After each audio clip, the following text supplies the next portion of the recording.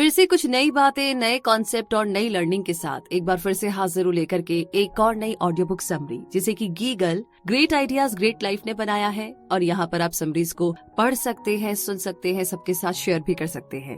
वैसे मैं हूँ गिगलर रूबी पारिक आपके साथ। तो आइए बिना देर किए शुरू करते हैं आज के इस ऑडियो बुक समरी को, जिसका नाम है wizard the life and times of Nikola Tesla, जिसे लिखा है मार्क सिफर ने।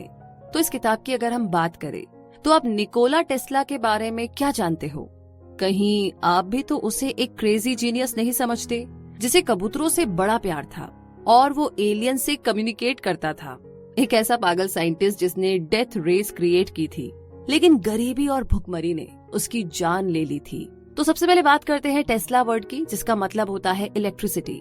और इस किताब में आप इसके बारे में पढ़ेंगे क्योंकि टेस्ला अपने नाम को सार्थक करती है। निकोला टेस्ला वो इंसान थे जिनकी बदौलत हम आज अपने घरों में इलेक्ट्रिसिटी यूज करते हैं, चाहे टीवी हो, सेलफोन चार्जिंग या एसी चलाना। आज जो इलेक्ट्रिसिटी हम अपने घरों, ऑफिस और शॉपिंग मॉल्स में यूज कर रहे हैं, ये सब निकोला टेस्ला की वजह से ही मुमकिन है। टेस्ला के टाइम पर थॉमस एडिसन का डायरेक्ट करंट इलेक्ट्रिसिटी का सोर्स हुआ करता था। तो थॉमस एडिसन ने स्ट्रीट लाइट, फैक्ट्रीज, ऑफिसेज और हाउस होल्ड यूज के लिए इनकैंडेसेंट लैंप्स बनाए थे।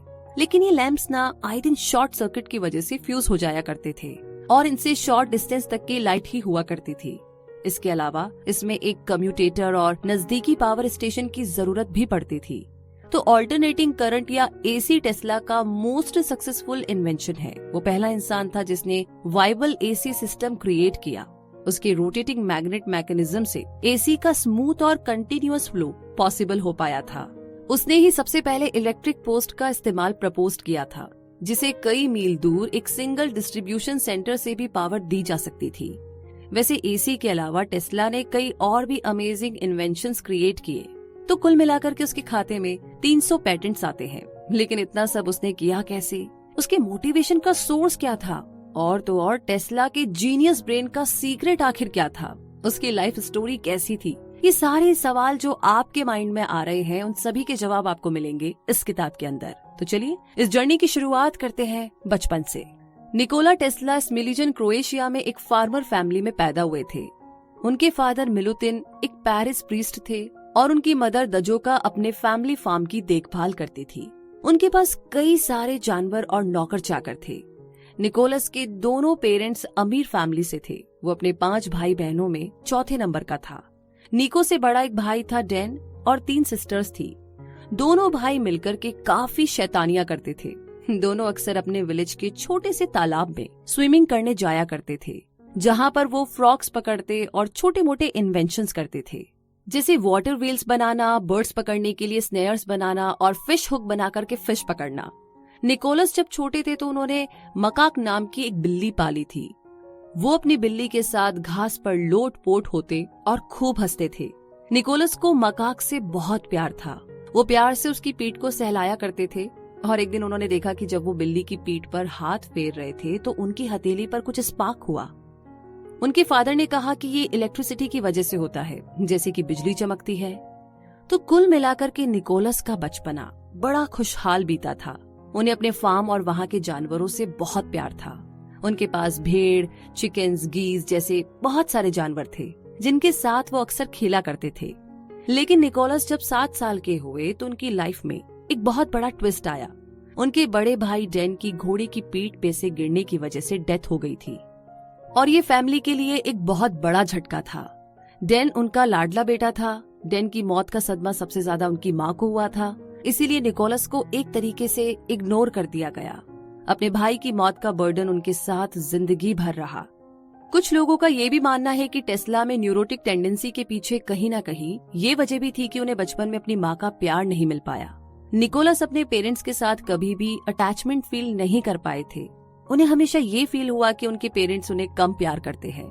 और उस पर सबसे बड़ा दुख उन्हें तब हुआ जब उनकी फैमिली ने अपना फार्म वाला घर छोड़ने का फैसला किया। उनके फादर को सिटी ऑफ गॉस्पिक में नौकरी मिल गई थी और यहीं पर ही निकोलस की स्कूली पढ़ाई शुरू हुई। वो बचपन से ही फिजिक्स में जीनियस थे और इलेक्ट्रिसिटी तो उन्हें बहुत ही हैरान करती थी। Nicholas batteries, motors, induction coil और वाटर टर्बाइन्स के साथ एक्सपेरिमेंट्स करते थे। वो काफी इंटेलिजेंट थे और इसीलिए उन्होंने 4 साल के बजाय सिर्फ 3 साल में हाई स्कूल पूरा कर लिया था।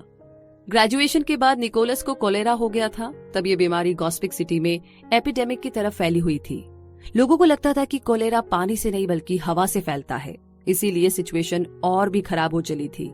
निकोलस पूरे 9 महीने तक बीमार रहे। वो बिस्तर पर थे और ऑलमोस्ट मरने की हालत में पहुंच चुके थे। इसी बीमारी के दौरान उनके फादर ने उन्हें इंजीनियरिंग पढ़ने की परमिशन दी थी, क्योंकि मिलुटिन चाहते थे कि उनका बेटा उनकी तरह एक प्रीस्ट बने। लेकिन उन्हें खोने के डर से वो निकोलस को पॉलिटेक्निक स्कूल गराज ऑस्ट्रिया भेजने को तैयार हो गए। तो ये था सफर स्कूल तक। आगे बात करें अगर कॉलेज की, तो टेस्ला ने chemistry, physics, calculus, machinery, English और फ्रेंच के अलावा बाकी और सब्जेक्ट्स के क्लासेस लेने शुरू कर दिए थे। उनके कैलकुलस के लेक्चरर प्रोफेसर एले ने उनकी प्रोग्रेस स्पीड देख ली थी, इसीलिए वो उन्हें कभी कभी सॉल्व करने के लिए कॉम्प्लिकेटेड प्रॉब्लम्स देते थे। टेस्ला क्लास में 2 घंटे एक्स्ट्रा बैठते थे। वैसे तो उनका मेन फोकस इंजीनियरिंग पर था, लेकिन उन्होंने बाकी और लैंग्वेजेस भी सीखी। टेस्ला 9 लैंग्वेजेस बोल सकते थे। उन्होंने फ्रेशमैन ईयर सारे सब्जेक्ट्स में A+ से पास किया। उनके टीचर उन्हें स्पेशल अटेंशन देते थे, इसीलिए कई बार क्लास के कुछ स्टूडेंट्स उनसे जलते थे। एक दिन फिजिक्स की क्लास में उनके साथ एक लाइफ चेंजिंग घटना घटी।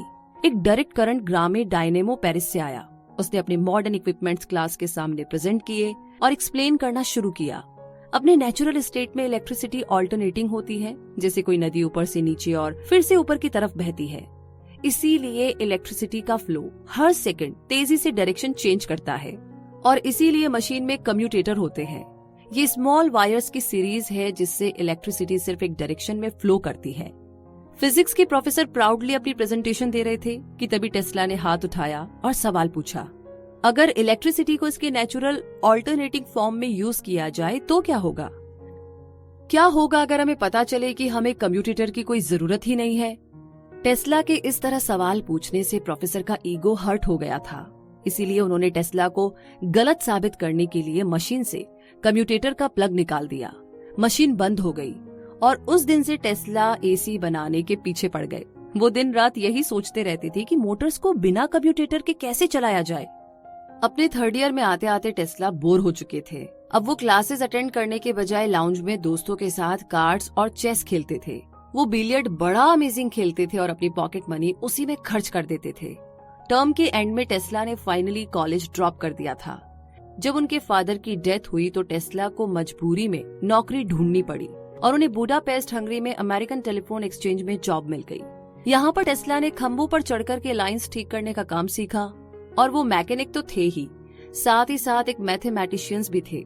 टेस्ला ने इंडक्शन का कॉन्सेप्ट सीखा, जिसमें कोई एक ऑब्जेक्ट इलेक्ट्रोमैग्नेटिक चार्ज के साथ दूर से किसी दूसरे इलेक्ट्रोमैग्नेटिक ऑब्जेक्ट को कांटेक्ट किए बगैर ही इन्फ्लुएंस कर सकता है। तो अपने फ्री टाइम में टेस्ला एंथोनी स्निगगेती के साथ घूमते थे, जो कि उनका फॉर्मर क्लासमेट था और अब वर्कमेट बन गया था। वैसे एसी पर उनका काम अभी भी जारी था। एसी कैसे काम करता है ये जानने के लिए टेस्ला ने कई सारी डीसी मशीन्स को तोड़ा और फिर से बनाया। इस चक्कर में वो ना ढंग से खाते थे और ना ही सोते थे। फिर एक दिन उनकी बॉडी ने गिव अप कर दिया। उनकी पूरी बॉडी बुरी तरह से अकड़ गई थी और उनका सर दर्द से फटा जा रहा था। उन्हें लगा कि अब वो कभी भी ठीक नहीं हो पाएंगे, लेकिन उनके दोस्त इस गेती उनकी हेल्प के लिए आए। उन्होंने टेस्ला को एक्सरसाइज करने के लिए एनकरेज किया। एक दिन पार्क में वॉक करते हुए टेस्ला को एक स्ट्रॉन्ग फीलिंग आई। उन्हें आइडिया आया कि एसी को कैसे चलाना है। उन्होंने तुरंत अपना आइडिया वहीं पर सैंड में एक लकड़ी से लिख दिया। टेस्ला के इस फेमस डायग्राम को मैग्नेटिक फील्ड रोटेशन कहा जाता है। डीसी में इलेक्ट्रिसिटी ट्रांसमिट करने के लिए एक सर्किट होता है। एसी के लिए टेस्ला ने 2 सर्किट यूज किए। इमेजिन कीजिए कि रोटेटिंग सर्कल्स एक के ऊपर एक रखे हैं। हर सर्कल में एक दूसरे से 90 डिग्री की दूरी पर 4 मैग्नेट्स लगे हैं और हर एक मैग्नेट दूसरे वाले को इंडक्शन के थ्रू इन्फ्लुएंस कर रहा है, और सर्कल्स का रोटेटिंग मोशन इलेक्ट्रॉन्स को घुमाएगा, चाहे चार्ज नेगेटिव हो या पॉजिटिव। टेस्ला ने पता लगाया कि ये आइडिया हर तरह के इक्विपमेंट पर काम कर सकता है। वो अपने माइंड में मोटर्स चलते हुए देखते थे, फिर वो उसे ड्रॉ कर लेते और फिर अपनी नोटबुक में मैथ करते। इसी बीच टेस्ला और इस गेती दोनों को पेरिस की एडिसन लाइटिंग कंपनी में जॉब का ऑफर मिला, जिसे उन्होंने खुशी खुशी एक्सेप्ट कर लिया था। तो ये था कॉलेज का सफर, और आगे हम बात करेंगे Tesla meets the visit of Menlo park. तो यहाँ पर 1880 के दौर में इनकैंडेसेंट लैंप एक रेवोल्यूशन बनकर आए। जिसे थॉमस एडिसन ने इन्वेंट किया था। उसके पहले घरों में, सड़कों पर, रेल रोड्स और बाकी जगहों में गैस लैंप यूज होते थे, लेकिन एडिसन के इनकैंडेसेंट लैंप्स ने अमेरिका और यूरोप के लोगों की लाइफस्टाइल को इम्प्रूव कर दिया था। टेस्ला यहाँ की जगमगाती सिटी लाइफ को देख करके हैरान थे। पेरिस में टेस्ला को कॉन्टिनेंटल एडिसन कंपनी में जॉब मिली, जिसे चार्ल्स बैचलर मैनेज करते थे। बैचलर ने टेस्ला की इनक्रेडिबल स्किल्स देखकर ही उन्हें जॉब ऑफर की थी और कुछ टाइम के बाद उन्हें न्यूयॉर्क भेज दिया। टेस्ला को ईवी सोर्सिन फैक्ट्री में रखा गया था, जहाँ पर लाइट बल्ब और जनरेटर्स बनते थे। इलेक्ट्रिक इंजीनियरिंग में टेस्ला की स्किल्स को यहाँ पर बहुत रिस्पेक्ट मिली। उन्होंने opera houses, theatres, rail road station और कैफे, इन सभी जगहों में लाइटनिंग इंस्टॉल की। उन्हें काम के लिए पेरिस, बवारिया और बर्लिन भी भेजा गया था। तो 1883 यानी कि 1883 में बैचलर ने टेस्ला को स्ट्रॉसबार्ग प्लांट में इलेक्ट्रिक लैंप्स इंस्टॉलेशन की देखरेख का काम सौंपा। तो यूं ही काम करते करते टेस्ला को जब भी चांस मिलता, वो अपने एसी प्रोजेक्ट के एक्सपेरिमेंट में जुट जाते थे। उनके दोस्त अब उनके असिस्टेंट बन गए थे। उन्होंने एक डिस्क बनाई और उसे कोयल से कवर कर दिया। फिर उन्होंने इसे एक नीडल पर चढ़ा दिया। टेस्ला को फाइनली अपना आइडिया पूरा होता हुआ दिख रहा था। जब उन्होंने स्विच टर्न किया तो डिस्क घूम रही थी और ऑल्टरनेटिंग करंट जनरेट हो रहा था। तो 1884 में यानी कि 1884 में टेस्ला न्यूयॉर्क पहुंचे। उस टाइम वो 28 साल के थे। उन दिनों ब्रुकलिन ब्रिज बनकर के तैयार ही हुआ था और उस पर स्टैचू ऑफ लिबर्टी को रखा गया था। तब एडिसन के लैंप्स ने मेनलो पार्क को रोशन कर दिया था, जहां उस टाइम पर न्यूयॉर्क के सबसे अमीर लोगों के घर थे। इसीलिए थॉमस एडिसन को विजिट ऑफ मेनलो पार्क भी बोला जाता था। एडिसन ने सेंट्रल स्टेशन और वॉल स्ट्रीट की बिल्डिंग्स को लाइट प्रोवाइड की थी। उन्होंने जाने माने बैंकर जेपी मॉर्गन के मैंशन और ऑफिस बिल्डिंग को भी लाइट प्रोवाइड की। फाइनली टेस्ला की मुलाकात थॉमस एडिसन से हुई। वो उनसे सेंट्रल स्टेशन के पास न्यू लेबोरेटरी में मिले थे। एडिसन ने उनसे पूछा कि क्या कभी तुमने इंसान का मांस खाया है? ये बात उन्होंने इसलिए बोली थी क्योंकि टेस्ला का बर्थ प्लेस स्मिलिजन ट्रांससिल्वेनिया के पास था, जो कि वैम्पायर की जगह मानी जाती है। तो टेस्ला एडिसन को इस बात के लिए बड़ा एडमायर करते थे कि उन्होंने बिना किसी फॉर्मल एजुकेशन के इतना कुछ अचीव किया। मगर फिर जल्दी ही उन्हें विजिट ऑफ मेनलो पार्क की कमजोरी पता चली। एडिसन एक्सपेरिमेंट्स करते टाइम बहुत से ट्रायल करते थे और उनसे गलतियां भी बहुत होती थी। इस वजह से उनका काफी टाइम और उनकी मेहनत वेस्ट होती थी। टेस्ला ने सोचा कि एडिसन ने भी उनकी तरह ही सेम एजुकेशन ली है, तो उन्हें अपने इन्वेंशन इजीली कर लेने चाहिए थे। अगर वो कुछ कैलकुलेशंस और फिजिक्स की थ्योरीज यूज कर लेते तो वो शायद इतनी मिस्टेक्स नहीं करते जो उन्होंने की थी। ऐसा लगता था जैसे वो घास के ढेर में सुई ढूंढ रहे हो। एडिसन ने इतने सक्सेसफुल इन्वेंशन किए थे, ये बात टेस्ला को किसी चमत्कार से कम नहीं लग रही थी। खैर, टेस्ला न्यूयॉर्क में अपना लैंप्स इंस्टॉलिंग और डीसी जनरेटर फिक्स करने के काम करते रहे। उन्होंने रेगुलेटर्स, आर्क लैंप्स और कम्यूटेटर्स में कुछ इम्प्रूवमेंट्स भी किए थे। इसीलिए उन्होंने अपना ये वर्क पेटेंट करा लिया था। वो अपना इंडक्शन एसी मोटर का आइडिया लेकर के एडिसन को बेचने गए, लेकिन उन्होंने रिजेक्ट कर दिया। थॉमस एडिसन ने टेस्ला को कुछ इम्पोर्टेंट इक्विपमेंट्स की रीडिजाइनिंग के लिए $50,000 देने का प्रॉमिस किया था। टेस्ला ने रीडिजाइनिंग का काम फिनिश करने के बाद अपनी पेमेंट मांगी तो एडिसन हंसने लगे। उस ओल्ड विजर्ड ने कहा कि तुम अभी भी एक पर्शियन हो, तुम कभी भी अमेरिकन जोक अप्रिशिएट नहीं कर सकते। टेस्ला ने कंपनी छोड़ दी और वहाँ से चले आए। इसके बाद आगे जर्नी बढ़ती है लिबर्टी स्ट्रीट की तरफ। टेस्ला 2 बिजनेसमैन से मिले जिन्होंने उन्हें धोखा दिया था। ये दोनों थे रॉबर्ट लेन और B.A. वेल। ये दोनों ही टेस्ला के पास न्यू जर्सी राहवे में एक लाइटिंग और मैन्युफैक्चरिंग कंपनी खोलने का प्रपोजल लेकर आए थे। प्रपोजल ये था कि कंपनी में टेस्ला का नाम यूज होगा और स्टॉक्स में उनका भी हिस्सा होगा। और सबसे इम्पोर्टेंट बात ये कि टेस्ला इसीलिए अग्री हुए थे क्योंकि दोनों ने प्रॉमिस किया था कि वो प्रोजेक्ट के बाद उनका एसी मोटर डेवलप करेंगे। और इस तरह से टेस्ला बड़ी मेहनत से राहवे टाउन की आर्क लाइटिंग सिस्टम इंस्टॉल करने के काम में जुट गए। उन्हें इसके लिए वहाँ पर कुछ महीने स्टे भी करना पड़ा। टेस्ला ने वहाँ की कुछ फैक्ट्रीज में और ऑलमोस्ट हर सड़क पर लाइट इंस्टॉल की। उनकी ब्रिलियंट इंजीनियरिंग की खूब तारीफ हुई और इसे इलेक्ट्रिक रिव्यू मैगजीन में भी छापा गया था। इसमें Tesla lightning and manufacturing company का एडवर्टाइज भी था। मगर हुआ ये कि प्रोजेक्ट के खत्म होते ही ले और वेल ने उन्हें कंपनी से बाहर निकाल दिया। उन्होंने टेस्ला से झूठा प्रॉमिस किया था कि वो उनके एसी मोटर में इंटरेस्टेड है, लेकिन एक्चुअली में उन्होंने टेस्ला से पूरे टाउन की लाइटिंग करवाने के बाद उनसे पीछा छुड़ा लिया था। तो यहाँ पर टेस्ला के पास एक भी पैसा नहीं था। उन्हें मशीन बनाने से ही फुर्सत नहीं थी कि वो कभी पैसे या फाइनेंशियल सिक्योरिटी के बारे में सोच पाते। मजबूरी में उन्हें डिच डिगर बनना पड़ा। डिच फॉरमैन उस वक्त हैरान रह गया जब एक इंटेलिजेंट दिखने वाला वेल ड्रेस्ड आदमी उसके पास काम मांगने आया। खैर, उसने टेस्ला को काम पे रख लिया और काम खत्म होने पर $2 दिए। लेकिन उस फॉरमैन को टेस्ला का टैलेंट दिख रहा था, इसीलिए वो उन्हें कंपनी इंजीनियर अल्फ्रेड ब्राउन के पास लेकर गया। एक्चुअली ब्राउन ने टेस्ला के लाइटनिंग प्रोजेक्ट के बारे में पढ़ा था और वो उनसे काफी इम्प्रेस्ड था। डीसी यूज करने के डिसएडवांटेजेस के बारे में ब्राउन भी जानता था, क्योंकि डायरेक्ट करंट एनर्जी एफिशिएंट नहीं होती है। इससे अक्सर स्पार्क्स और शॉर्ट सर्किट होते थे। ब्राउन को टेस्ला के एसी मोटर्स में पोटेंशियल दिख रही थी, इसीलिए उसने लॉयल चार्ल्स पैक से हेल्प करने को बोला। लेकिन टेस्ला ने चार्ल्स पैक को अपने प्रोजेक्ट में पैसा लगाने के लिए कैसे मना लिया, ये है सवाल। एक्चुअली में टेस्ला ने लॉयर को एग ऑफ कोलंबस के बारे में बताया। बात ये थी कि क्रिस्टोफर कोलंबस के बारे में एक मिथ स्टोरी थी कि एक बार उन्होंने अपने क्रिटिक्स को चैलेंज किया कि वो अंडे को बिना किसी सपोर्ट के खड़ा करके दिखाए। उनके क्रिटिक्स ने बड़ी कोशिश की, लेकिन वो हार गए। तब कोलंबस ने अंडे के बॉटम में काफी छोटा सा क्रैक किया और उसे स्ट्रेट खड़ा करके दिखा दिया। और जब उन्हें क्वीन इजाबेला ऑफ स्पेन ने अपने दरबार में ये करतब दिखाने के लिए बुलाया, तो कोलंबस इस शर्त पर माने कि उन्हें अटलांटिक क्रॉस करने के लिए फंड प्रोवाइड किया जाए। तब टेस्ला ने पैक से पूछा कि क्या वो भी उन्हें ऐसे हेल्प करेंगे जैसे क्वीन इजाबेला ने कोलंबस को हेल्प दी थी। इस पर पैक ने कहा कि उनके पास इतना बड़ा खजाना तो नहीं है, लेकिन हाँ, वो कुछ लोगों को फोन करके हेल्प मांग सकते हैं। पैक के साथ मीटिंग के बाद टेस्ला ने एक अंडा बॉईल किया और लुहार के पास गए। उन्होंने उससे एक ब्रास और आयरन का एग बनाने को बोला। अपनी लैब में वापस आकर उन्होंने एसी पॉलीफेज सर्किट को एक सर्कल के साथ जोड़ा। टेस्ला ने मेटल का अंडा सेंटर में रखा और इलेक्ट्रिसिटी टर्न कर दी। अंडा घूमने लगा।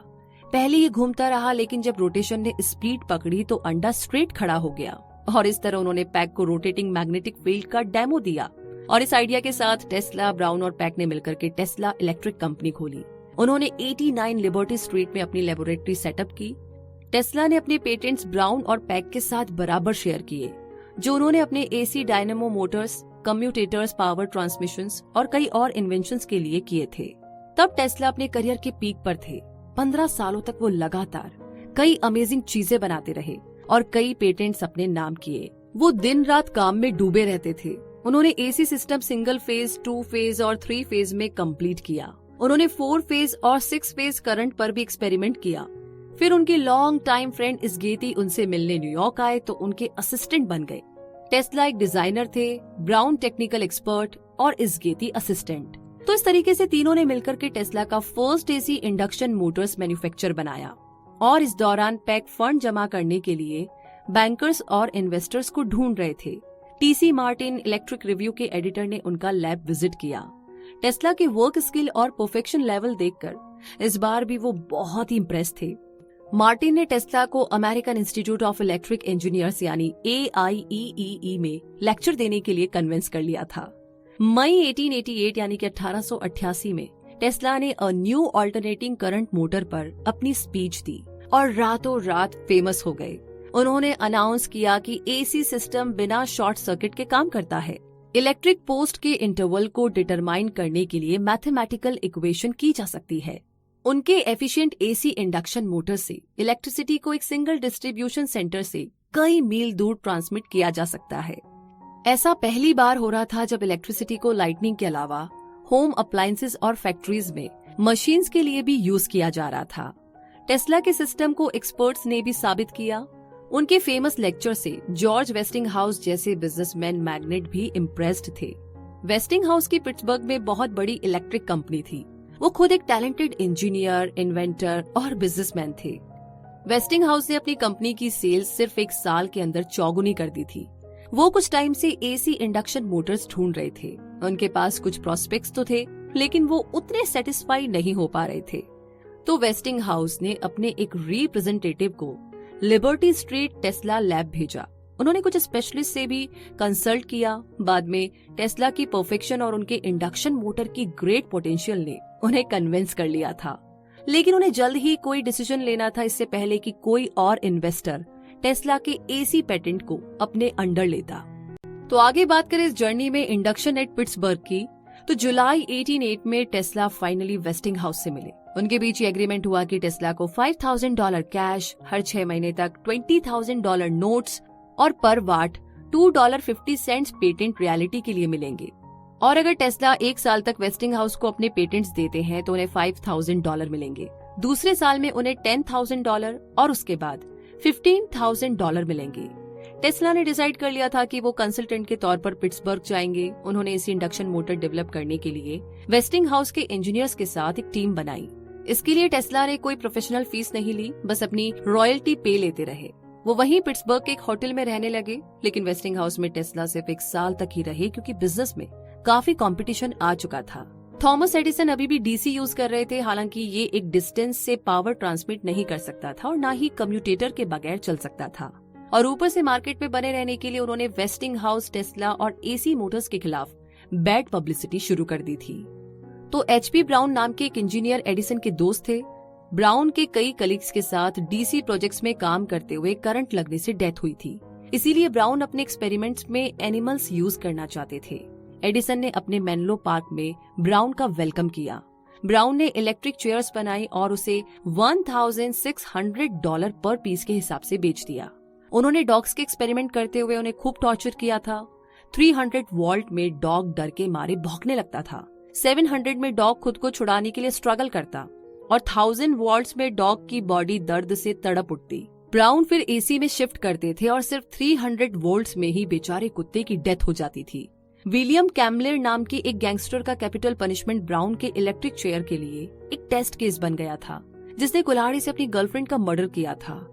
एग्जीक्यूशन वाले दिन जब उसे चेयर पर बैठाया गया तो कैम्बलर के मुंह से झाग निकला और उसकी बॉडी बहुत जोर जोर से हिलने लगी। देखने वाले हैरान रह गए। ब्राउन ने इलेक्ट्रिक चेयर पर एसी यूज किया था। एडिसन ने कैम्बलर का केस यूज करते हुए एसी कंडेम के लिए 24 डॉग्स को टॉर्चर किया और बाद में ये स्टेटमेंट दिया कि ये वेस्टिंग हाउस की टेक्नोलॉजी है जिससे कि दर्दनाक मौत होती है। उनके इस स्टेटमेंट की वजह से वेस्टिंग हाउस की रेपुटेशन के साथ साथ उनके स्टॉक और सेल्स भी डाउन हो गए। तो अब वेस्टिंग हाउस का बिजनेस ठप पड़ गया था। उन्होंने टेस्ला से एग्रीमेंट में से $2.50 रॉयल्टी हटाने के लिए पूछा, तो टेस्ला इस शर्त पर मान गई कि उनके एसी इंडक्शन मोटर्स का डेवलपमेंट कंटिन्यू रहेगा। लेकिन वेस्टिंग हाउस की हालत काफी खराब चल रही थी। उनके इन्वेस्टर्स उन्हें कंपनी के प्रेसिडेंट पोस्ट से हटाने की धमकी दे रहे थे। उन्होंने टेस्ला से कहा कि वो उनके ऑपरेशन को अब और सपोर्ट नहीं कर पाएंगे। आखिरकार एसी इंडक्शन मोटर्स का काम रोक दिया गया। टेस्ला वापस न्यूयॉर्क चले गए। खुद उनकी वेस्टिंग हाउस के इंजीनियर्स के साथ प्रॉब्लम चल रही थी, क्योंकि वो एसी को ज्यादा कॉम्पिटेबल बनाने के लिए लो फ्रीक्वेंसी सजेस्ट कर रहे थे। पिट्सबर्ग में उनके असिस्टेंट चार्ल्स स्कॉट को छोड़कर के उनका कोई दोस्त नहीं था और 2 साल तक खाली बैठने के बाद वेस्टिंग हाउस के इंजीनियर्स ने फिर से एक बार टेस्ला का एसी ऑपरेशंस का काम हाथ में लिया। उनमें से एक बेंजामिन लम्मे थे जो क्लेम करते थे कि लो फ्रीक्वेंसी उनका आइडिया था। कुछ रीडर्स समझते हैं कि लेमे एक जीनियस है जिन्होंने वेस्टिंग हाउस की एफिशिएंट मशीन्स बनाई थी, लेकिन ये सच नहीं है। उस टाइम पर बहुत से engineers efficient AC induction Motors बनाने की कोशिश कर रहे थे, लेकिन सिर्फ टेस्ला को ही सक्सेस मिली। पूरे यूरोप और अमेरिका के इंजीनियर्स ने उनका ही मैकेनिज्म कॉपी किया था। इसके आगे बढ़ते हैं और बात करते हैं साउथ 5th एवेन्यू की। टेस्ला की लाइफ में कई और एक्साइटिंग चीजें होने जा रही थी। 1899 यानी कि 1899 में उन्होंने न्यूयॉर्क में अपनी नई लेबोरेटरी खोली। ये जगह साउथ 5th एवेन्यू में थी, जिसे वेस्ट ब्रॉडवे के नाम से जाना जाता था। उन्होंने 6 स्टोरी बिल्डिंग का पूरा 4th फ्लोर ले रखा था और वो खुद एस्टर होटल में शिफ्ट हो गए थे, जो कि उनका नया रेजिडेंस था। अब वो एक जीनियस इन्वेंटर माने जाते थे, न्यू एलिट सोसाइटी के मेंबर। वो सर्बिया और क्रोएशिया में भी पॉपुलर हो चुके थे। उनके कंट्रीमैन उन पर बड़ा प्राउड फील करते थे। वो अक्सर यूरोप में अपनी सिस्टर्स और अंकल्स को लेटर्स लिखते और पैसे भेजते थे। पिट्सबर्ग से वापस आकर उन्होंने कई और प्रोजेक्ट्स पर काम किया था। उन्होंने इलेक्ट्रोमैग्नेटिज्म और लाइट के बारे में भी स्टडी की। उन्होंने ऐसी मशीन्स बनाई जो कि डीसी को एसी में ट्रांसफॉर्म करती थी और एसी को डीसी में। उन्होंने हाई फ्रीक्वेंसी और हाई वोल्टेज जनरेट करने के लिए टूल्स भी बनाए। सबसे इम्पोर्टेंट बात ये कि उन्होंने वायरलेस कम्युनिकेशन का आइडिया एक्सप्लोर किया था, जैसा कि उनकी आदत थी। टेस्ला 24/7 काम करते थे। वो होटल सिर्फ शावर लेने के लिए और जरूरी मीटिंग्स अटेंड करने जाते थे। उनके पार्टनर्स पैक और ब्राउन लिबर्टी स्ट्रीट की लैब में ही रहते थे। ज्यादातर टेस्ला के लिए ही काम करना पसंद करते थे, या फिर कभी कभी अपने 2 असिस्टेंट्स की हेल्प ले लेते थे। उन्हें लेट नाइट काम करना बहुत पसंद था क्योंकि उस टाइम उन्हें कोई डिस्टर्ब नहीं करता था। 1890 में Tesla American institute of electric engineers के वाइस प्रेसिडेंट बने। इलेक्ट्रिक वर्ल्ड मैगजीन के फुल पेज पर उनकी पिक्चर छपी थी। अपने जैसे कई और इंटेलेक्चुअल से भी उनकी फ्रेंडशिप थी। और इसी के साथ आगे बात करें द रॉयल सोसाइटी की, तो 1891 यानी कि 1891 में टेस्ला ने मैकेनिकल ऑसिलेटर को पेटेंट किया। ये एक मल्टीपर्पज मशीन थी। ये करंट को एक स्मूथ और लगातार तरीके से जनरेट करती थी। टेस्ला की ऑसिलेटर में कई मिलियन वोल्ट्स जनरेट करने की कैपेसिटी थी और इसकी फ्रीक्वेंसी में मन मुताबिक चेंज लाया जा सकता था। टेस्ला की इलेक्ट्रॉन्स की डिस्कवरी करने वाले ब्रिटिश साइंटिस्ट जे थॉमसन से भी दोस्ती हुई। टेस्ला ने एक कंडेंसर, एक इलेक्ट्रिक मीटर और एक इनकंडेंसेंट लाइटिंग के टूल्स भी पेटेंट किए। इंस्टीट्यूट ऑफ इलेक्ट्रिकल इंजीनियर्स में स्पीच देने के लिए वो लंदन भी गए। टेस्ला के लेक्चर का टाइटल था experiments with alternate currents of high potential and high frequency. इस स्पीच को कई जाने माने लोगों ने सुना, जिनमें जे थॉमसन भी थे। सब लोग टेस्ला के अमेजिंग आइडियाज से इम्प्रेस्ड थे। स्टडी के लिए ऑल्टरनेटिंग करंट से भी ज्यादा कोई इंटरेस्टिंग चीज है क्या? ये एनर्जी मैकेनिकल, लाइट, हीट और यहाँ तक कि केमिकल एनर्जी किसी का भी फॉर्म ले सकती है। तो टेस्ला अपनी ऑडियंस को बता रहे थे। फिर वो अपने टेस्ला कॉइल पर आ गए। इसमें से इलेक्ट्रिसिटी किसी थंडर बोल्ट्स की तरह निकल रही थी। वो कई देर तक लोगों को अपने मैजिक ट्रिक्स दिखाते रहे। टेस्ला एनर्जी के वायरलेस ट्रांसमिशन में परफेक्ट थे। उनके कॉइल से स्टेज पर बिना किसी वायरिंग के ही लैंप जल उठे और उन्होंने डिफरेंट कलर के फॉस्फोरेसेंट लाइट भी डिस्प्ले की। उसके बाद टेस्ला ने कॉइल से कनेक्टेड एक वायर उठाई। अपने दूसरे हाथ से उन्होंने ग्लास ट्यूब पकड़ा था। टेस्ला के टच करते ही ग्लास ट्यूब जलने लगा। वायर की इलेक्ट्रिसिटी ने उनकी बॉडी से होते हुए उनके हाथ के ग्लास ट्यूब को जला दिया था। तो उन्होंने ऐसे कई और अमेजिंग एक्सपेरिमेंट्स दिखाकर के लोगों को इम्प्रेस्ड कर दिया था। टेस्ला ने ये कहते हुए अपना लेक्चर खत्म किया कि वायरलेस कम्युनिकेशन में उनका काम जल्दी ही पूरा होने वाला है, जिसके बाद लोग अटलांटिक के पार भी कम्युनिकेशन कर पाएंगे। उनके इन्वेंशन मैसेजेस को मोर्स कोड या ब्लिंक्स ऑफ लाइट में ट्रांसमिट करके अमेरिका से यूरोप पहुंचा सकेंगे। टेस्ला ने ब्रिटेन की रॉयल सोसाइटी में जितने भी एक्सपेरिमेंट्स किए थे वो सबके लिए एकदम नए थे, जो उन्होंने कभी अमेरिका में शो नहीं किए थे। उनकी ऑडियंस उनके साथ कुछ और वक्त बिताना चाहती थी, इसीलिए टेस्ला ने एक सप्लीमेंट्री लेक्चर ऐड कर दिया। ऑडियंस में से कुछ लोगों ने पूछा कि वो अपनी बॉडी में इतना करंट कैसे झेल गए। तो टेस्ला ने एक्सप्लेन किया कि उन्होंने करंट की सिर्फ फ्रीक्वेंसी इंक्रीज की है, ना कि पावर या एम्पलीट्यूड। अपनी बात को साबित करने के लिए उन्होंने मशीन को कुछ 10,000 वोल्ट्स पर सेट किया। एक हाथ से वायर को टच किया और दूसरे में 2 फ्लोरोसेंट ट्यूब्स पकड़ी। ट्यूब्स में लाइट जलने लगी। जैसा कि आप देख सकते हो, मैं जिंदा हूँ, टेस्ला ने कहा। किसी ने पूछा कि आपको पेन हो रहा है, तो टेस्ला ने कहा कि उन्हें अपने हाथ में स्पार्क फील हो रहा है। कभी इससे थोड़ी स्किन जल या छिल जाती है, लेकिन इससे ज्यादा कुछ नहीं। और अगर वो अपने हाथ में कोई छोटा कंडक्टर पकड़ ले तो ये भी नहीं होगा। लंदन में अपने उस लेक्चर के बाद टेस्ला पेरिस गए और वहाँ भी एक्सपेरिमेंट्स दिखाए।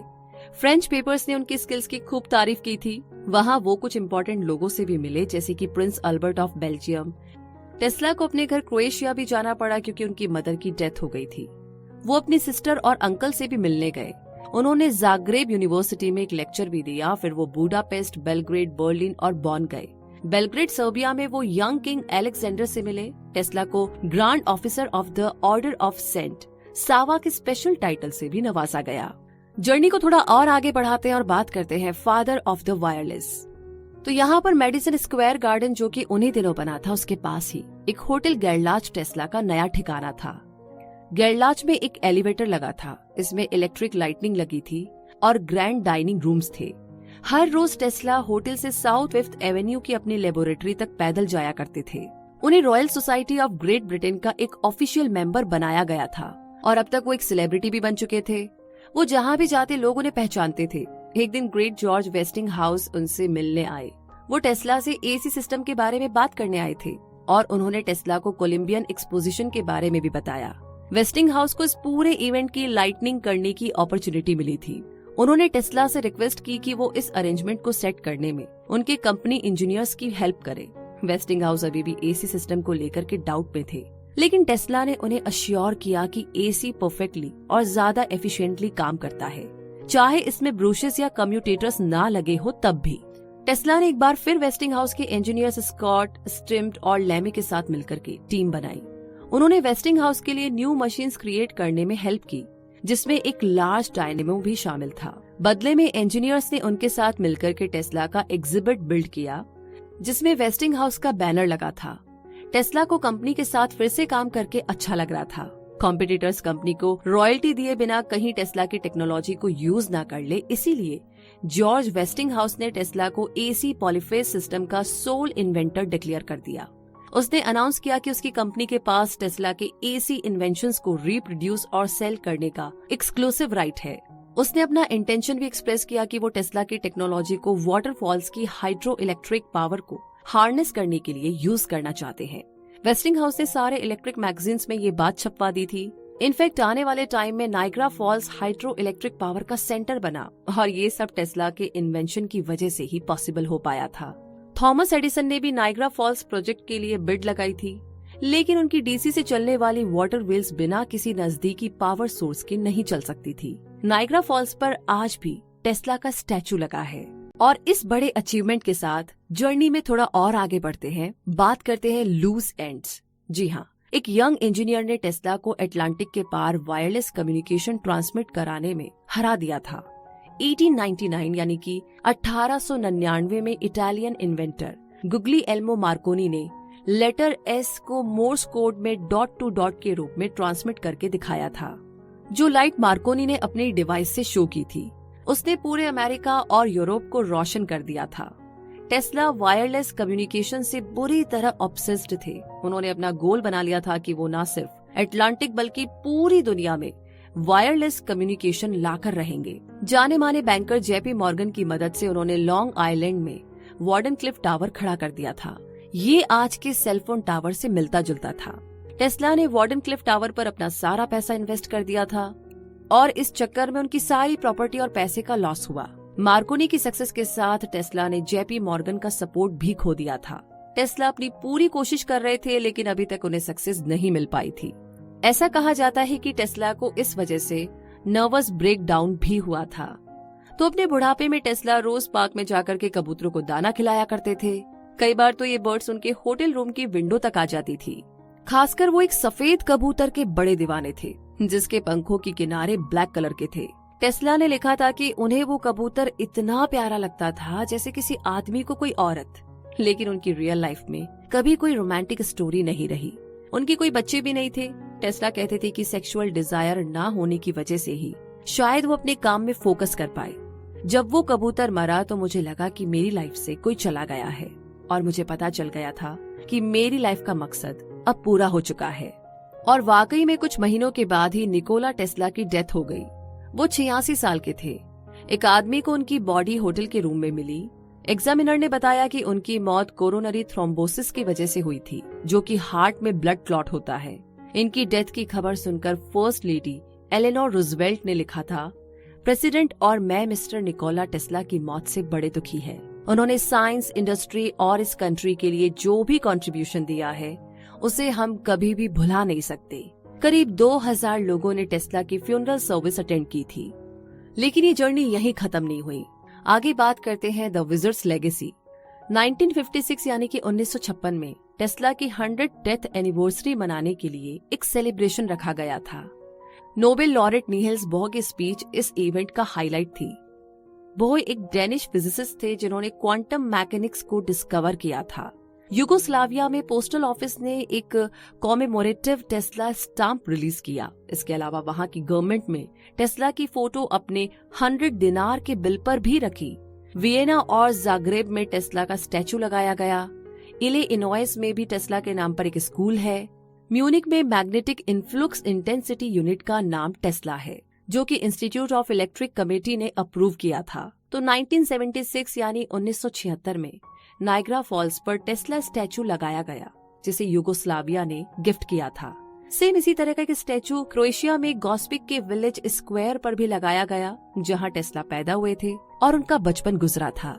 इतना ही नहीं, बॉस्टन की म्यूजियम ऑफ साइंस में एक बड़ा टेस्ला कॉइल डिस्प्ले में रखा हुआ है, न्यूयॉर्क में टेस्ला मेमोरियल सोसाइटी और इंटरनेशनल टेस्ला सोसाइटी बनाई गई है। टेस्ला की राख एक गोल्ड प्लेटेड राउंड शेप के अर्न में रखी गई है और इसे बेलग्रेड, सर्बिया में निकोला टेस्ला म्यूजियम में डिस्प्ले में रखा गया है। तो इन्हीं सारी बातों के साथ अगर इस समरी के कंक्लूजन की बात करें तो आपने इस बुक समरी में निकोला टेस्ला के बारे में जाना, ऑल्टरनेटिंग करंट और मैग्नेटिक फील्ड रोटेशन के बारे में भी जाना।